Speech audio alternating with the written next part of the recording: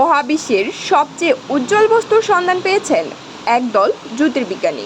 অস্ট্রেলিয়ার জ্যোতির্বিজ্ঞানীদের একটি দল এই অসাধারণ মহাজাগতিক বস্তু শনাক্ত করেছে, যা এখন পর্যন্ত আবিষ্কৃত সবচেয়ে উজ্জ্বল বস্তু। ব্রিটিশ বার্তা সংস্থা দ্য গার্ডিয়ানের প্রতিবেদন থেকে জানা গেছে, এটি মূলত কৃষ্ণগহ্বর বা ব্ল্যাক হোলের শক্তিচালিত একটি কোয়েসার। বিজ্ঞানীরা বলছেন, তাদের সন্ধান পাওয়া কোয়েসারটিকে যে কৃষ্ণগহ্বরের শক্তিতে চলছে, সেটি একদিনে একটি সূর্যকে গ্রাস করতে পারে।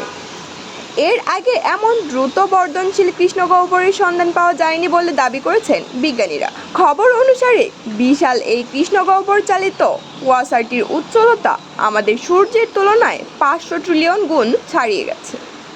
এটির কেন্দ্রবিন্দুতে থাকা কৃষ্ণগহ্বরটি সাধারণ নয়, এর ভর আমাদের সূর্যের ভরের 17 বিলিয়ন গুণ, আর এটি প্রতিদিন সূর্যের উপাদানের সমতুল্য বস্তু গ্রাস করে। কোয়েসারটির প্রথম খোঁজ পান অস্ট্রেলিয়ার বিজ্ঞানীরা। এটি সূর্যের চেয়ে 1700 কোটি গুণ বেশি ভর সম্পন্ন। এই কোয়েসার থেকে যে আলো নির্গত হয় তা পৃথিবীতে পৌঁছাতে 1200 কোটি বছরেরও বেশি সময় লাগে।